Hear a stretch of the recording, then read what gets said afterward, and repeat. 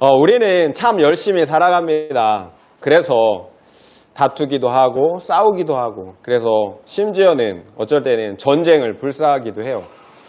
그런데 당신은 왜 그렇게 열심히 살아갑니까? 라고 이렇게 물어보면 글쎄 내가 왜 그렇게 열심히 살아갈까?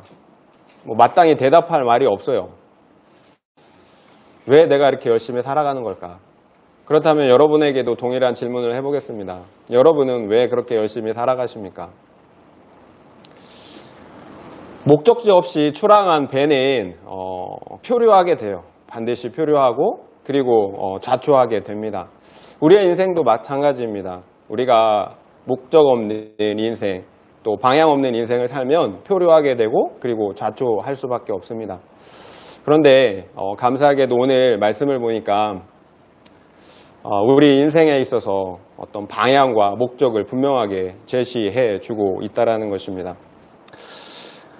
지난주에 우리가 살펴본 내용은 아브라함과 조카 롯이 소유가 많아지자 다투게 되었고 결국 롯은 아브라함을 떠나서 풍요로운 소돔에까지 이르게 되었다라는 그런 내용이었습니다.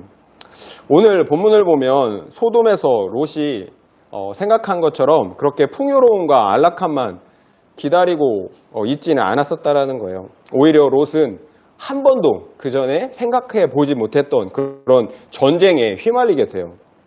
이것이 인생인 것 같아요. 생각한 대로 안 된다라는 거죠.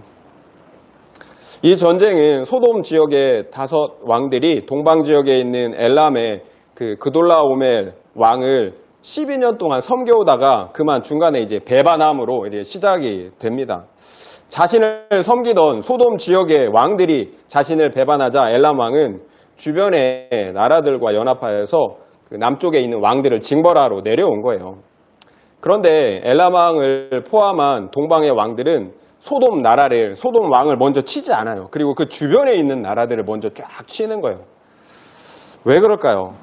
주변 나라들을 먼저 친 것은 소돔과 전쟁할 때 주변 나라들이 소돔과 우호적인 그 주변 나라들이 소돔 왕을 도와주지 못하도록 먼저 주변을 싹을 다 잘라낸 거예요. 이처럼 동방의 4 왕들이 소돔 나라의 연합군을 향해서 이렇게 막 진군해 오는 거예요. 숨통을 조여 오는 거예요. 그러자 소돔 지역의 5 왕들도 이제 전쟁을 준비해야 되는 거죠. 오늘날 사해 지역 시딤 골짜기에서 전쟁을 위한 만반의 준비를 하고 이렇게 기다립니다. 그런데 소돔 지역의 왕들은 강력한 동방의 왕들을 당해낼 수가 없었어요. 그래서 결국 소돔의 왕들은 전쟁에서 패하게 됩니다. 그리고 이제 뿔뿔이 흩어지게 돼요.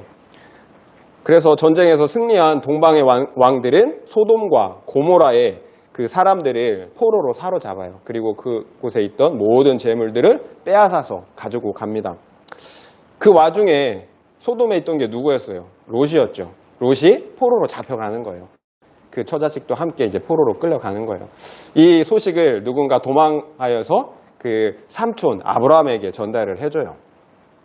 그러자 아브라함은 즉각 자신과 동맹했던 아모리 사람들과 그리고 자신의 집에서 훈련된 318명의 사람들을 거느리고 동방의 왕들을 추격해 가는 거예요. 그리고 거의 190km 이상을 추격해 가서 단 지역에서 그들을 이렇게 따라잡아요. 그런데 겨우 318명으로 동방의 원정대 그 당시에 강력한 제국의 군대들을 어떻게 싸움으로 이길 수가 있겠습니까? 그들은 이미 수많은 전투에서 그들의 강력함이 이제 증명이 되었잖아요. 겨우 318명의 사람들로 동방의 강력한 군대를 과연 이길 수가 있을까요? 무모한 전쟁이 아닐 수가 없는 거죠. 그런데 아브라함은 강력한 군대와의 전쟁을 무모하게 뛰어들어요. 그리고 그 전쟁에서 승리를 하게 되는 거예요. 그래서 빼앗겼던 조카를 다시금 되찾아가 옵니다. 물론 우리가 볼 때 불가능한 전쟁이었고, 그래서 눈으로 보는 승리의 비결을 판단해 보자면 야간 기습이었어요. 야간 기습. 분명히 승리에 도취해 있던 왕들은 술과 음식에 거하게 취해 있었을 거예요. 거의 무방비 상태에 있을 때 그때 적들을 아브라함에 기습했다라고 이렇게 볼 수가 있는 거죠. 그러나 분명한 것은 그럼에도 불구하고 318명이 그 수많은 제국의 연합군들을 상대해서 이긴다라는 건 불가능하다라는 거예요. 하나님의 도우심이 있었다라는 거죠. 오늘 본문의 내용을 통해서 우리가 몇 가지 교훈을 얻을 수가 있습니다. 먼저 세상에는 전쟁이 있다라는 거예요. 이것이 오늘날 우리의 피할 수 없는 현실이에요. 그러나 그 수많은 전쟁에도 그 전쟁이 다 같은 전쟁은 아니라는 거예요. 오늘 설교 제목처럼 우리의 전쟁이 무엇을 위한 전쟁이냐라는 거예요. 엘라망, 그돌라오멜과 그 동맹국들이 전쟁을 일으킨 이유는 이미 언급했듯이 자신을 섬기던 조공국들이 배반했기 때문이에요. 조공을 바치던 몇몇 나라가 배반을 하게 되면 눈치를 보고 있던 다른 나라들도 그 반역의 대열에 합류하게 됩니다. 그렇게 되면 자신이 누리고 있던 제후국으로서의 명성과 부를 잃어버리는 게 뻔한 거예요. 이것이 동방왕들이 연합하여서 전쟁을 일으킨 이유예요. 내 이름과 명성에 흠집을 내고 또 내 재산에 손해를 끼치는 사람은 어떤 누구든지 용서할 수가 없다라는 거예요. 이것이 세상 사람들이 싸우는 이유이고 또 살아가는 방식이라는 거예요. 그러나 아브라함이 전쟁을 한 이유는 극명하게 달랐어요. 14절의 말씀을 보면 아브라함은 분명히 그의 조카가 사로잡혔음을 듣고 집에서 길르고 훈련된 318명을 거느리고 단까지 쫓아갔다고 기록되어 있어요. 아브라함이 만약 재산을 불릴 수 있는 저로의 기회라서 그렇게 했다면 그거는 불가능한 거죠. 어떻게 한 족장이 그 네 나라의 왕의 연합군을 상대할 수가 있겠어요. 만약 조카 롯의 생명을 구원하기 위한 것이 아니었다면 시도조차 할 수 없는 전쟁이었다라는 거예요. 여기에 아브라함의 특별함이 있는 거예요. 영혼을 향한 긍휼한 마음, 바로 하나님 아버지의 마음을 가지고 있었다라는 거예요. 이게 무모한 전쟁을 할 수 있었던 이유예요. 그 사실은 13절의 내용을 통해서도 우리는 잘 알 수가 있어요. 아브라함이 승리하고 돌아오는 길에 소돔왕이 아브라함을 영접하러 나와요. 그때 소돔왕은 아브라함에게 사람은 내게 보내고 재물은 모두 다 내가 가지라고 이렇게 얘기를 해요. 그럼 한번 읽어볼까요? 23절이에요. 23절 함께 읽겠습니다. 시작. 내 말이 내가 아브라함으로 치부하게 하였다 할까요? 내게 속한 것은 실 한 오락이 들매끈 한 가닥도 내가 가지지 아니하리라. 아브라함은 나는 너 때문에 부자가 되길 원하지 않는다라고 이렇게 얘기를 해요. 그리고 자신이 찾아온 모든 재물까지도 다시 소돔왕에게 돌려줍니다. 이것이 아브라함의 그 전쟁의 목적이 재물이 아니라 오직 생명을 살리기 위한 전쟁이었음을 보여주는 증거예요. 이렇게 세상의 군왕들의 전쟁과 아브라함의 전쟁은 그 이유와 목적에 있어서 극명하게 다르다라는 거예요. 내 이름을 내기 위한 전쟁, 그리고 더 많은 소유를 가지기 위한 전쟁, 아니면 생명을 살리기 위한 전쟁, 이렇게 극명하게 구분이 된다라는 거예요. 그렇다면 하나님께서는 우리에게 어떤 전쟁을 하길 원하실까요? 14장 18절, 19절, 20절, 18절부터 20절까지를 한번 읽어보도록 하겠습니다. 18절부터 20절입니다. 시작. 살렘왕 멜기세덱이 떡과 포도주를 가지고 나왔으니 그는 지극히 높으신 하나님의 제사장이었더라. 그가 아브라함에게 축복하여 이르되 천지의 주제이시오 지극히 높으신 하나님이요 아브라함에게 복을 주옵소서. 너희 대적을 내 손에 붙이신 지극히 높으신 하나님을 찬송할지로다 하며 아브라함이 그 얻은 것에서 10분의 1을 멜기세덱에게 주었더라. 아멘. 앞서 소돔왕이 아브라함을 이렇게 영접하러 나왔던 것처럼 살렘왕 그 멜기세덱이라는 왕이 떡과 포도주를 가지고 아브라함을 축복하기 위해서 나왔습니다. 멜기세덱은 그 당시에 그 예루살렘 지역의 왕이었던 것으로 추정이 돼요. 그리고 그는 지극히 높으신 하나님의 제사장이었어요. 이처럼 왕이며 동시에 하나님의 제사장인 멜기세덱이 전쟁에서 승리하고 돌아온 아브라함에게 축복을 합니다. 그리고 승리하게 하신 그 하나님을 찬송하라고 이렇게 얘기를 해요.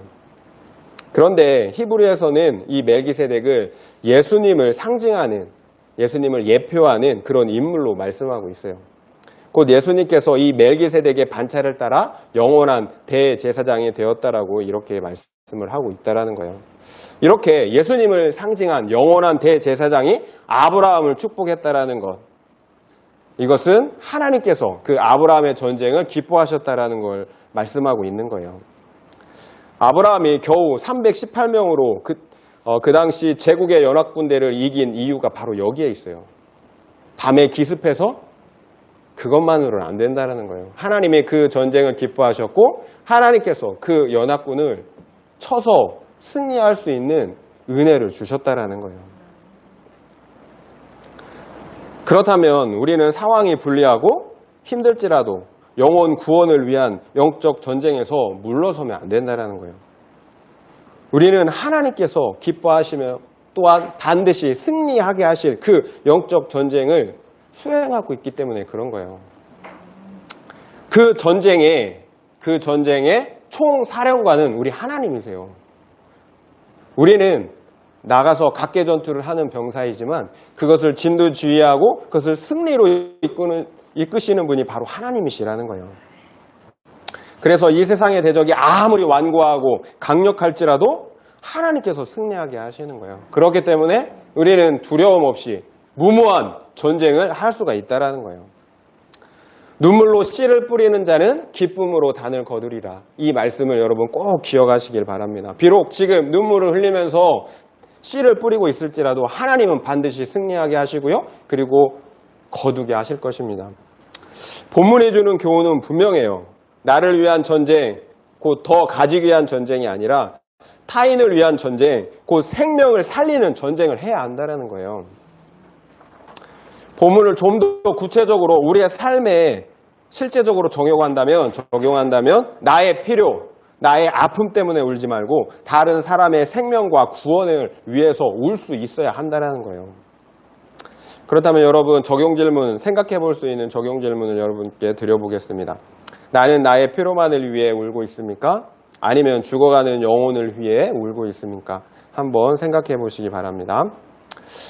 우리가 왜 사람을 살리는 전쟁을 해야 하는지 좀 더 알아보겠습니다. 우리가 알고 또한 믿는 대로 행동하게 되어 있어요. 그렇다면 우리는 무엇을 알고 무엇을 믿고 있는지 한번 점검해 봐야 된다는 거예요. 우리는 창세기를 계속해서 보고 있어요. 창세기가 말해주는 우리 인류의 문제는 무엇이었나요? 아담 안에서 모든 인류가 죄를 지었기 때문에, 그렇기 때문에 영생을 얻을 수 있었던 에덴 동산에서 모든 인류가 추방당해 죽게 되었다라는 거예요. 이것이 창세기가 우리에게 얘기해 주고 있는 거예요. 모든 인류의 문제는 아담과 함께 반드시 죽으리라는 말씀의 저주 아래에 놓여 있다라는 거예요. 이것이 창세기가 우리에게 말씀해 주는 현실이에요. 결국 이 세상의 삶은 땀 흘리며 수고하는 삶을 살아가다가 반드시 죽으리라는 그 형벌을 이 땅에서 당해야 한다는 거예요. 그래요. 인류는 그 죄의 문제를 해결하지 않으면, 그래서 다시 에덴 동산으로 돌아가지 않으면 반드시 죽어야 할 운명 가운데 있다라는 거예요. 그렇다면 인류는 어떻게 해야 할까요? 감사하게도 성경은 우리 인간의 이런 비참한 현실을 알려줄 뿐만 아니라 이 현실 속에서 구원받을 수 있는 길도 우리에게 제시해주고 있다는 거예요. 지난번에 소개해드렸지만 너무 중요하게 다시 한번 이 말씀을 여러분에게 소개해드리겠습니다. 요한복음 5장 39절 말씀이에요. 요한복음 5장 39절 말씀입니다. 제가 읽어드릴게요. 너희가 성경에서 영생을 얻는 줄 생각하고 성경을 연구하거니와 이 성경이 곧 내게 대하여 증언하는 것이니라. 이 말씀은 예수님께서 하시는 말씀이에요. 너희가 성경에서 영생을 얻는 줄 생각하고 성경을 너희들이 연구한다. 그런데 이 성경이 내게 대해서 얘기한다라는 거예요. 예수님에 대해서 얘기한다라는 거예요. 그러니까 성경을 기록한 목적은 영생을 주시기 위한 목적이라는 거예요. 그리고 그 성경의 주인공은 예수 그리스도라는 거예요. 그러니까 종합하면 뭐예요? 성경은 영생을 얻는 유일한 길로 예수 그리스도를 믿고 죄사함을 받으라고 말씀하고 계신다라는 거예요. 곧 예수를 믿고 죄사함을 받는 것만이 반드시 죽으리라는 그 저주의 현실 속에서 구원받을 수 있는 유일한 길이라는 거예요. 이것이 성경이 우리에게 제시해 주는 구원의 길인 거예요. 제가 이 삶의 문제, 믿음의 문제를 다시 말씀드리는 이유가 있어요. 우리가 알고 믿는 대로 살아가기 때문에 그런 거예요. 우리가 알고 믿는 대로 살아가고 있는가, 그것들을 확인해야 하기 때문에 이 말씀을 다시 드리는 것입니다. 우리는 혹시 형벌의 장소인 이 세상에서 잠깐만 소유하는 물질만을 위해 전쟁하고 또 그렇게 살아가고 있지는 않느냐라는 거예요. 그렇다면 우리는 성경이 말씀하시는 그 진리를 바라볼 때 우리는 잘못 알고 있는 거고 잘못 믿고 살아가고 있다는 거예요. 우리가 싸워야 할 전쟁은 내 영혼이 살고 또한 다른 영혼을 살리는 전쟁이어야 한다는 거예요. 지난주에도 말씀드린 것처럼 일시적인 재물의 소유에 우리의 행복과 생명이 달려있지 않다라는 거예요. 속아서는 안 된다라는 거예요. 이 세상은 항상 전쟁 중이에요. 단지 총과 칼을 들고 싸우냐 그렇지 않느냐의 문제일 뿐이지 이 세상은 항상 전쟁이에요. 세상의 가르침은 이 전쟁에서, 이 경쟁에서 이겨야 된다라는 거예요. 성공해야 된다는 거예요. 반드시 1등 해야 된다. 이것이 세상의 가르침이에요. 그렇다 보니까 우리도 알게 모르게 그 가르침에 빠져서 그렇게 살아가고 있는 거예요. 우리가 열심을 다해 살아가는 이유가 바로 성공을 위해서 사는 거예요. 잘 먹고 잘 살기 위해서, 더 많은 소유를 얻기 위해서, 경쟁에서 이기기 위해서 그렇게 살아간다는 거예요.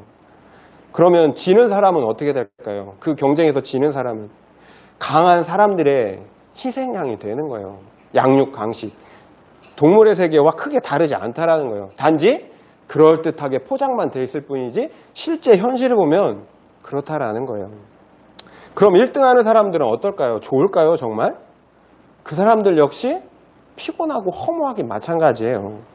왜냐하면 내가 아무리 날고 기어도 나보다 더 잘하는 사람들이 반드시 있어요.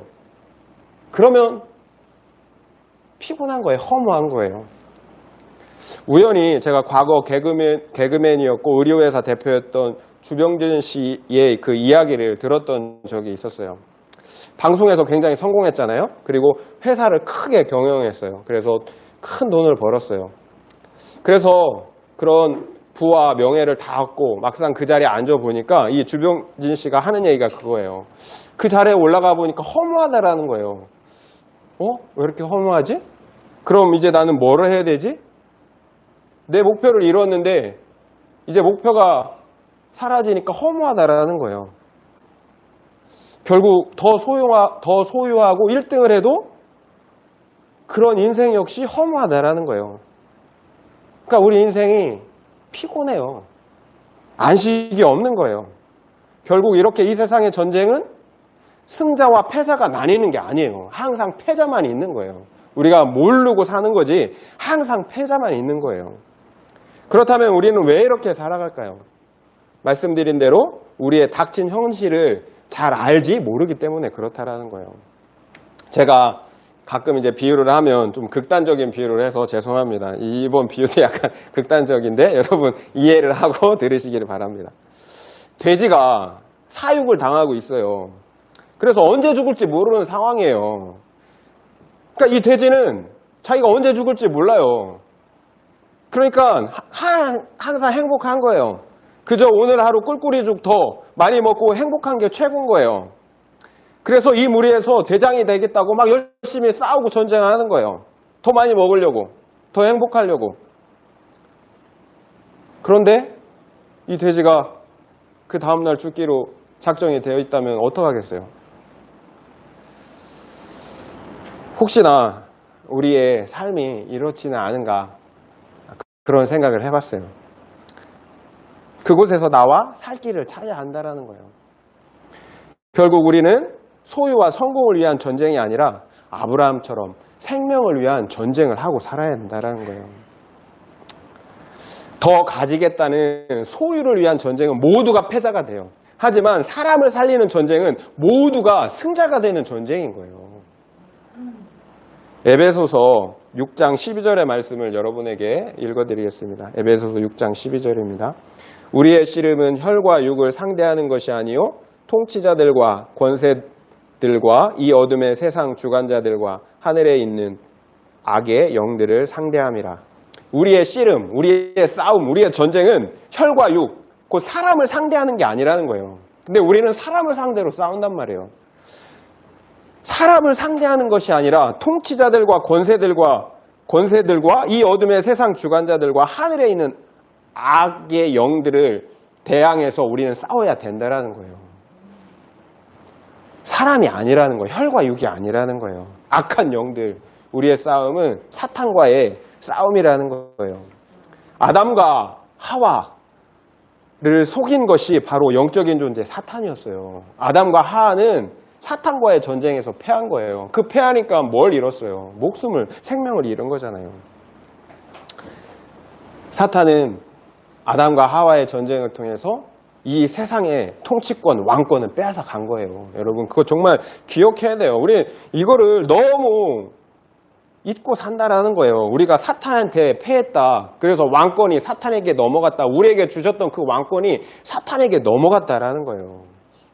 그래서 사탄은 이 세상의 임금으로 죄와 사망의 권세를 가지고 영적으로 무지한 인류를 포로로 붙잡고 지금 통치하고 있다는 거예요. 죽기를 무서워 벌벌 떨고 있는 인류를 붙잡고 통치하고 있다는 거예요.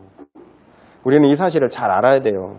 그러니까 결국 이 땅에 있는 인류가 싸워야 될 대상은 우리 사람이 아니라는 거예요. 우리 인류는 구원받아야 할 불쌍한 존재들이라는 거예요.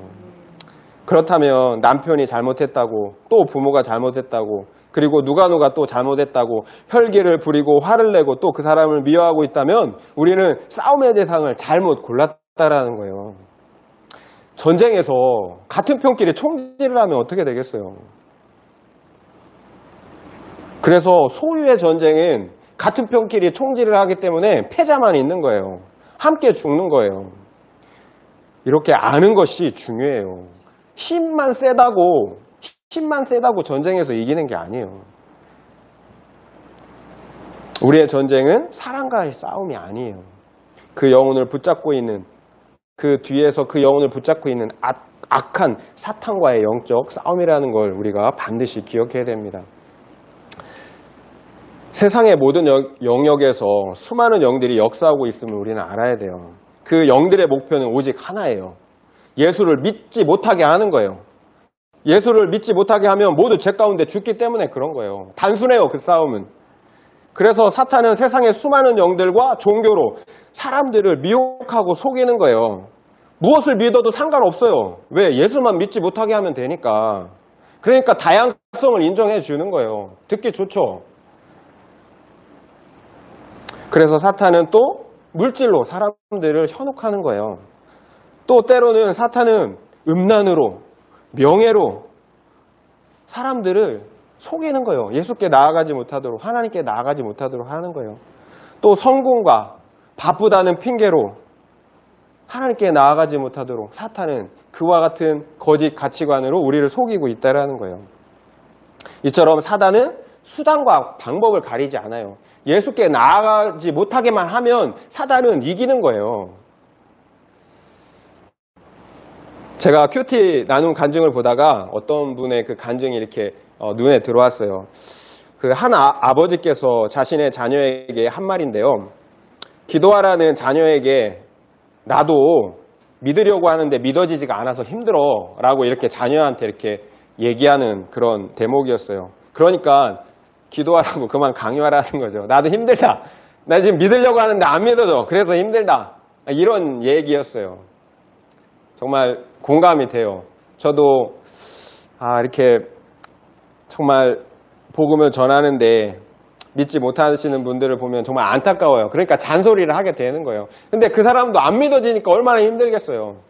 나도 안 믿어줘. 믿으려고 하는데 얼마나 이게 힘들겠어요. 이게 그래서 갈등이 생기는 거죠. 그런데 왜 이런 일이 벌어질까요? 믿고 싶어도 믿어지지 않는 일, 이 일이 왜 생길까요? 고린도후서 4장 4절 제가 그 일정 부분을 읽어드릴게요. 이 세상의 신이 믿지 아니하는 자들의 마음을 혼미하게 하여, 이 세상의 신이 믿지 아니하는 자들의 마음을 혼미하게 하여 그리스도의 영광의 복음의 광채가 비치지 못하게 함이니 라고 이렇게 말씀하고 계시더라고요. 이 세상의 신이, 악한 신들이 그 마음을 혼미하게, 미혹하게, 복잡하게 해서 그리스도 예수의 복음의 광채가 비치지 못하도록, 그 마음에 비춰서 그 사람을 변화시켜서 살려내지 못하도록 혼미하게 한다라는 거예요. 그래서 믿고 싶어도 믿어지지가 않는다라는 거예요. 그러니까 우리가 믿지 못하는 것은 또한 이 세상의 신들이 우리의 마음을 미혹하기 때문이라는 거예요. 혼미하게 하기 때문이라는 거예요. 그래서 믿고 싶어도 믿어지지가 않는다라는 거예요. 그래서 우리가 함께 공동체 안에 있는 게 그래서 그렇게 중요한 거예요. 지금 당장은 안 되지만 우리 함께 기도하면서 그렇게 조금씩 세워갈 때 그 어둠들이 사라지고 그 복음의 영광의 광채가 비칠 수 있는, 비치는 그날이 반드시 오기 때문에, 하나님께서 그 일을 하시기 때문에 그렇다라는 거예요. 사탄은 이뿐만이 아니에요. 사탄은 때로 우리의 생각인 것처럼 교묘하게 자신의 생각을 넣어줘요. 나도 모르는 사이에 생각이 훅 들어온다라고요. 사탄의 생각이. 근데 그게 합리적이에요. 좋아 보여요. 근데 굉장히 인본적이고 하나님을 떠나게 하는 생각들을 사탄이 준다라는 거예요. 그래서 가룟 유다에게 예수를 팔 생각을 준 거예요. 그가 봤을 때 팔면 예수님이 나는 메시아야 하고 자신들을 구원해 줄 거라고 생각한 거예요. 얼마나 인본적이에요. 그리고 사탄이 우리 마음에 가득 찰 수도 있다라는 거예요. 성경에 보니까 사마리아의 마술사 시몬이 그 마음에 사탄이 가득 찼대요. 그래서 성령을 돈 주고 살려고 했다라는 거예요. 그러니까 사탄은 우리가 생각하는 것 이상이라는 거예요. 생각을 넣어주고요. 우리 마음에 가득하여서 말씀에 가까이 나가지 못하도록 분을 내는, 욕심을 내는 마음들을 충동하는 그런 능력으로 역사할 수 있다라는 거예요. 이렇게 사탄은 우리가 상상할 수 없는 수많은 방법들로 영적인 전쟁을 수행하고 있다라는 거예요. 우리는 이 사실을 반드시 알아야 돼요. 우리 힘으로 영적인 존재 사단을 이길 수가 없어요. 모르면 아담과 하와가 속았던 것처럼 우리도 또 속게 된다라는 거예요. 그 속음의 결과는 생명을 잃게 된다라는 거예요. 결국 우리가 근본적으로 싸워야 할 전쟁은 바로 이 사탄과의 영적인 전쟁인 거예요. 롯처럼 포로된 내 가족, 친척, 친구, 동료들을 볼 수 있어야 돼요. 그래서 사탄의 세력으로부터 구원해내는 일을 우리가 해야 된다는 거예요.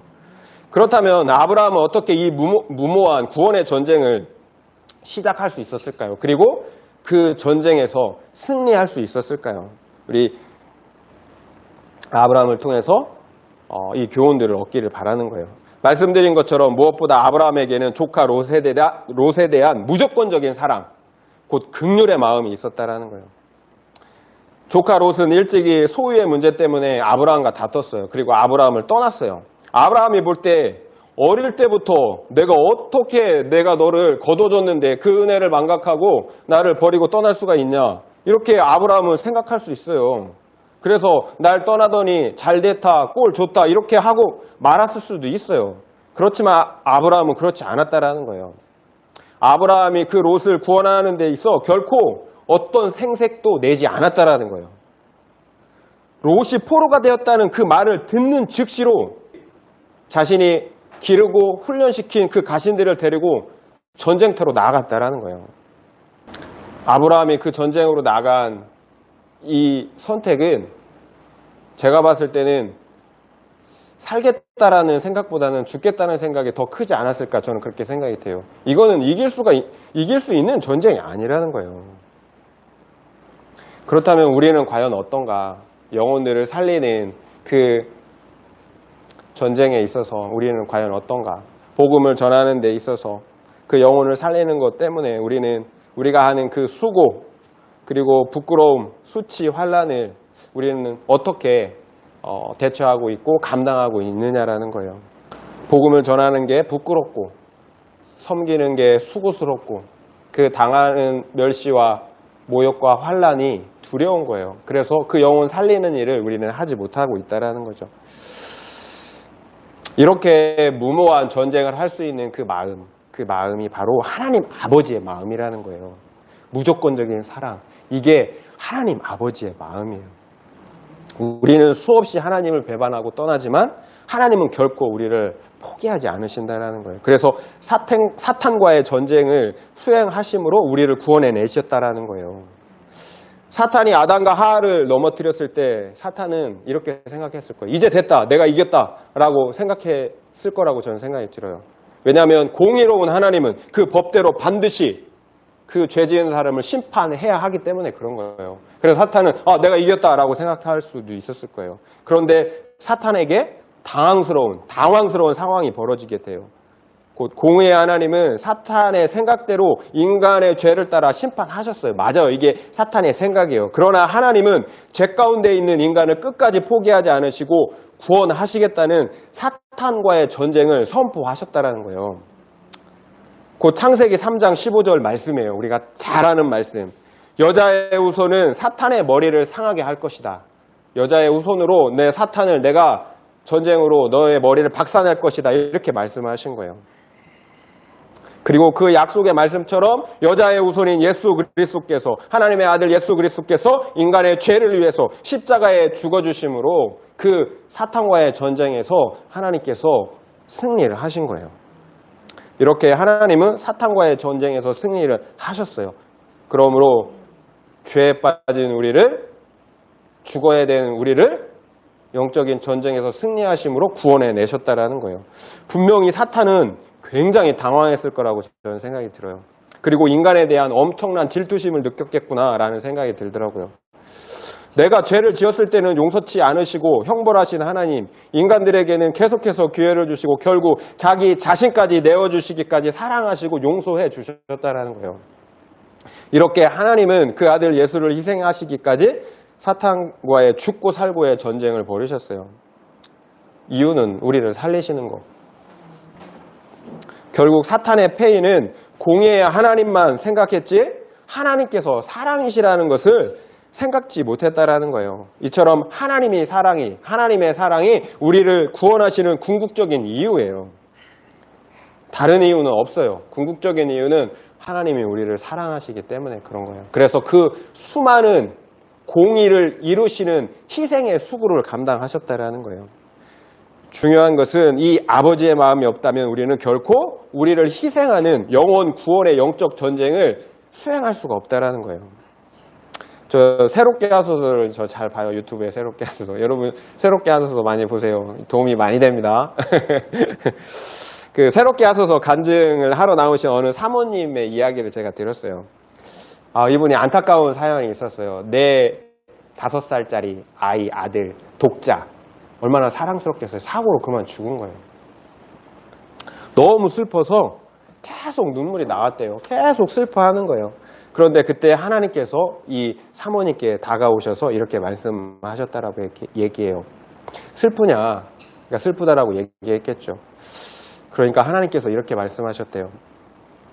나는 내게 돌아오지 않는 자녀들을 볼 때 내 마음이 그렇게 아픈 것처럼 나도 아프다. 이렇게 말씀을 하셨대요. 이 사모님은 육적 죽음을 슬퍼하셨지만 하나님은 다 아시잖아요. 모든 거를 지혜롭게 지식을 가지고 모든 지식 안에서 보시는 하나님께서 볼 때는 영적으로 죽어있는 자들이 슬픈 거라는 거예요. 이것이 하나님 아버지의 마음인 거예요. 독자를 잃은 어미의 마음, 아버지께 돌아오지 않는 자신의 자녀들을 바라보는 하나님 아버지의 마음이 이렇다라는 거예요. 아브라함이 죽을 수도 있었던 그 무모한 전쟁을 수행할 수 있었던 것도 이런 하나님 아버지의 긍휼의 마음이 있었기 때문이에요. 세상 사람들이 굶어 죽는 이유가 뭘까요? 세상 사람들이 굶어 죽는 이유. 음식이 없어서 굶어 죽을까요? 아니에요. 이 지구상에 그 1년에 생산되는 그 식량의 양은 전 지구인들이 다 먹고도 엄청나게 많이 남는 양이래요. 그렇다면 왜 죽는 걸까요? 결국 굶어 죽는 이유는 우리에게 사랑이 없기 때문에 그런 거예요. 내 것을 나눠주지 못하기 때문에 굶어 죽는 거예요.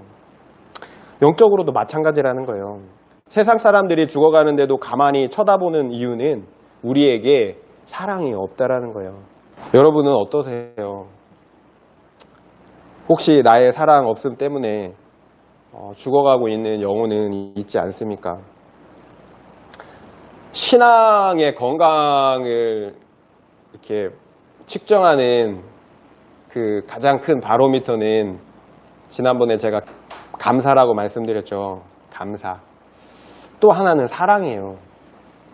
우리 안에 사랑이 있는가 한번 점검해 보면 참 좋겠습니다. 그렇다면 이 사랑의 마음은 어디에서 나온 것일까요? 당연히 사랑이신 하나님께로부터 나온 거예요.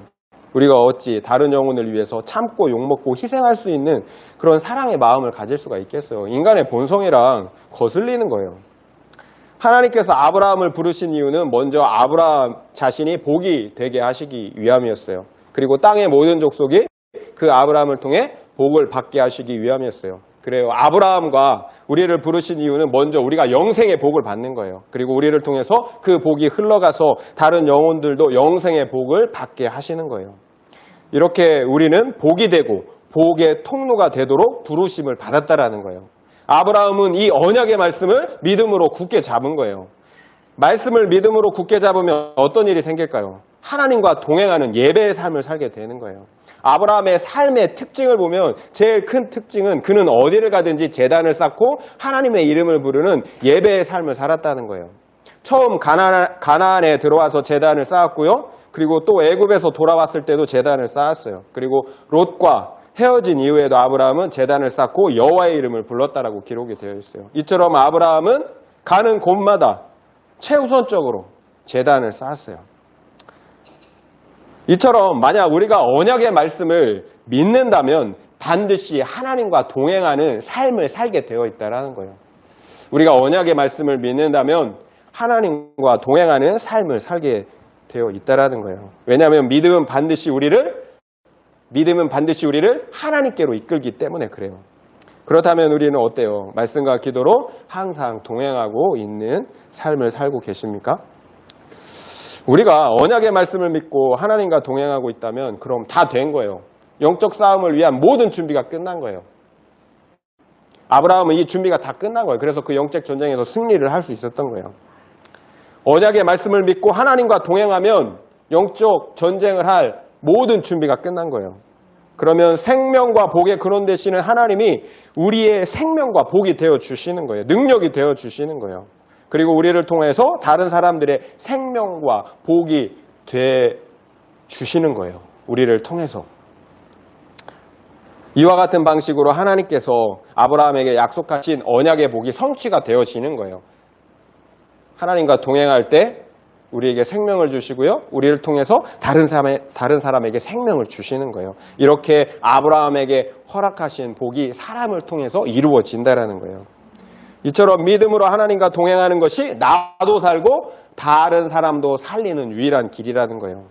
에녹과 노아에게서도 보았듯이 하나님과 동행하는 것은 생명을 얻고 또한 생명을 살리는 유일한 방법이라는 거예요. 이것이 창세기의 일관된 가르침이에요. 창세기의 일관된 가르침은 생명은 하나님과 동행하는 데 있다는 거예요. 결국 우리가 하나님의 마음을 가질 수 있는 것도 이 때문인 거예요. 우리가 하나님과 동행할 때 하나님의 자신의 마음을 우리에게 부어주셔요. 우리가 어떻게 사랑의 마음을 갖겠어요? 하나님의 자신의 마음을 부어줘야 갖는 거예요.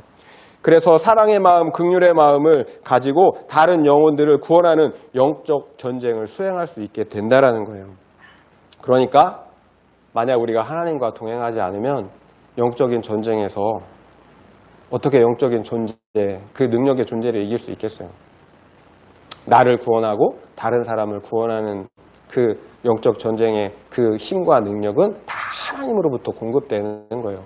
그래서 우리는 하나님과 반드시 동행하는 삶을 살아야 된다는 거예요.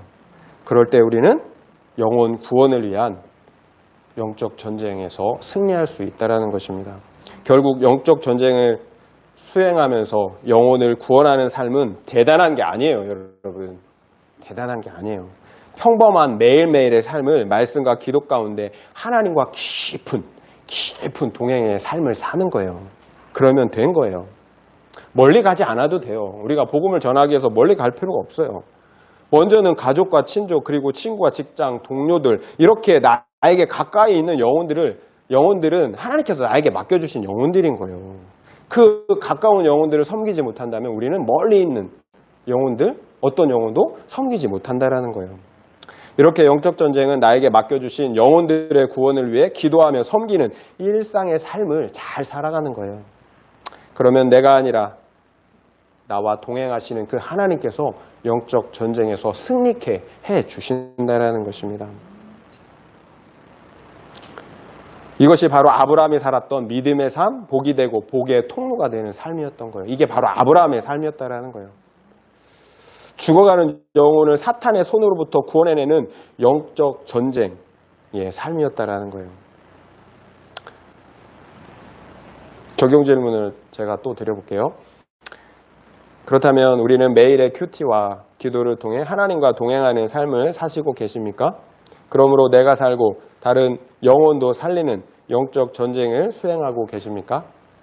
한번 생각해 보시기를 바랍니다. 참고로 롯의 삶도 한번 우리가 다시 한번 살펴봐야 될 것 같아요.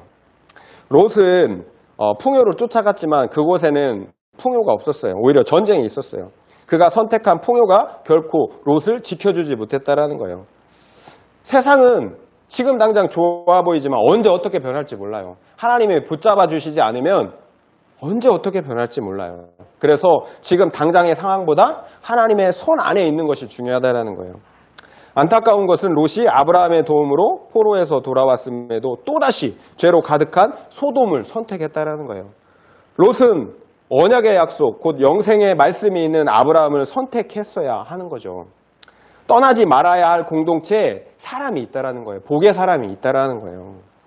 롯 자신과 처자식까지 포로가 되고 또한 모든 소유를 잃어버리는 그런 사건 속에서 롯은 대체 무엇을 깨달은 걸까요? 안타깝지만 아무것도 깨달지 못한 것 같아요. 모든 사건은 이유가 있어요. 이유 없는 사건은 없어요. 그것이 그저 나에게 고난이었다면 아무 유익이 없는 거예요. 하나님이 우리에게 왜 고난을 주실까요? 유익을 주시기 위한 거죠. 깨닫게 하기 위해서. 좋은 것을 선택하라고. 롯은 언약의 말씀이 아닌 풍요를 선택했던 과거의 동일한 잘못을 다시 반복했다라는 거예요. 개가 그 토했던 것에 다시 돌아가듯이, 그리고 돼지가 씻었다가 다시 그 누웠던 곳으로 다시 돌아가듯이 동일한 실수를 반복하고 있다라는 거예요. 파리가 꿀의 달콤한 맛을 보면 빠져나오지 못하잖아요. 결국 그 꿀단지에 빠져 죽게 돼요. 그 꿀의 맛을 한번 보면 잊지를 못하는 거예요. 그 위험함에도 불구하고 거기서 놀다가 빠져 죽게 된다는 거예요. 거기서 살 길은 뒤도 돌아보지 않는 거예요. 이처럼 사람도 본성상 이 세상의 풍요로움의 단맛을 버릴 수가 없다는 거예요. 하나님께서 주시는 사랑과 은혜의 그 맛을 보지 못하면 이 세상의 그 꿀맛에 자기가 죽는 것도 모르고 거기서 헤어나지 못한다라는 거예요. 이 세상의 꿀꿀이족보다 더 좋은 맛, 더 큰 힘을 경험해야 빠져나올 수 있다라는 거예요. 그래서 성경은 하나님의 선하심을 맛보아 알라라고 말씀하고 계시는 거예요. 하나님의 은혜를 맛보지 못하면 육적인 쾌락, 세상 향락을 버릴 수가 없다라는 거예요. 결국 롯은 아브라함의 구원에도 불구하고 자신의 구원을 지켜내지 못했다라는 거예요. 이게 안타까운 거예요. 기회를 주고 구원해 내었음에도 불구하고 다시 죽는 길로 갔다라는 거예요. 약속의 말씀을 믿지 못하고 그러므로 하나님과 동행하는 삶에 실패했기 때문에 그 결과의 모습이라는 거예요. 결국 이것이 롯이 하나님의 선택하심을 받지 못했다라는 증거예요. 택자는 수없이 실수하고 넘어져도 회개하고 그 언약의 말씀, 그 공동체로 돌아가요. 하지만 비택자들은 여전히 죄 가운데 그 풍요로운 가운데 거하다가 멸망의 길을 가게 된다는 거예요. 결과적으로 롯과 처자식들은 소돔이 불과 유황으로 멸망당할 때 그곳 사람들과 함께 멸망의 길을 가게 됩니다. 말씀을 마무리하겠습니다. 아브라함 때에 전쟁이 있었습니다.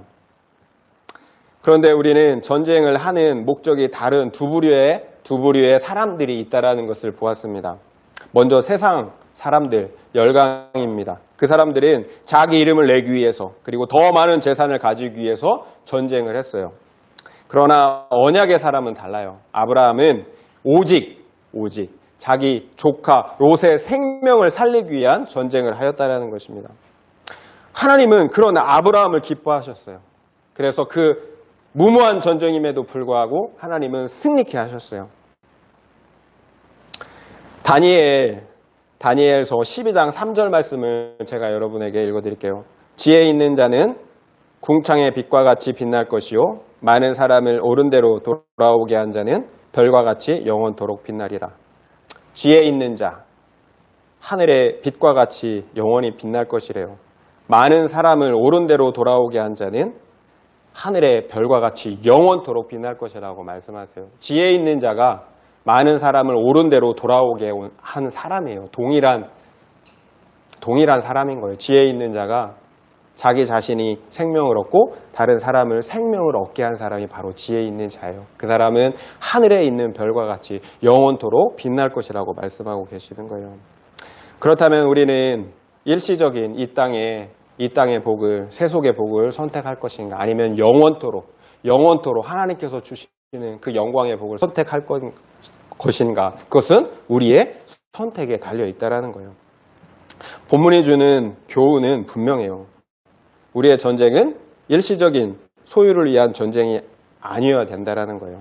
영원한 생명을 살리기 위한 전쟁이어야 한다는 거예요. 그렇다면 우리는 어떤가 한번 돌아볼 필요가 있을 것 같습니다. 나의 소유를 위한 삶만을 살고 계십니까? 아니면 아브라함처럼 천하보다 귀한 한 영혼을 살리기 위한 삶을 살고 계십니까? 분명하게 하나님께서 우리에게 원하시는 삶은 사람을 살리는 전쟁이라는 것입니다. 그리고 그 전쟁에서 승리할 수 있는 유일한 길은 우리가 비록 불리하고 손해를 보더라도 오직 하나님의 언약의 말씀을 믿음으로 굳게 붙잡는 것이었습니다. 그러므로 하나님과 동행하는 것이었습니다. 결국 우리는 성령 하나님을 의지해야 된다는 거예요. 전적으로 성령 하나님을 의지해야 된다는 거예요. 이 전쟁은 혈과 육에 대한 것이 아니라 하늘에 있는 악한 영에 대한 것이기 때문입니다. 결국 영적 전쟁, 사람을 살리는 그 전쟁은 대단한 것이 아니라는 거예요.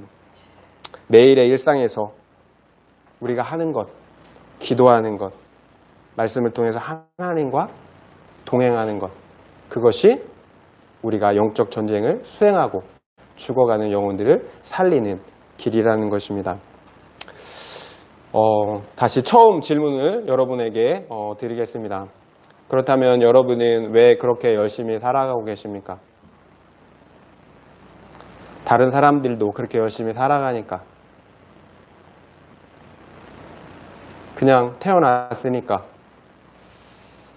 소유하고 그리고 그것들을 가지면 더 행복하니까. 그런데 성경은 그렇게 말씀하고 계시지 않습니다. 한 번뿐인 인생, 천하보다 귀한 영혼을 살리는 삶을 살라고 말씀하고 계십니다. 하나님께서 기뻐하시고 영원토록 복을 주시는 삶은 사람을 살리는 삶이에요. 소유의 삶이 아니라 사람을 살리는 삶입니다.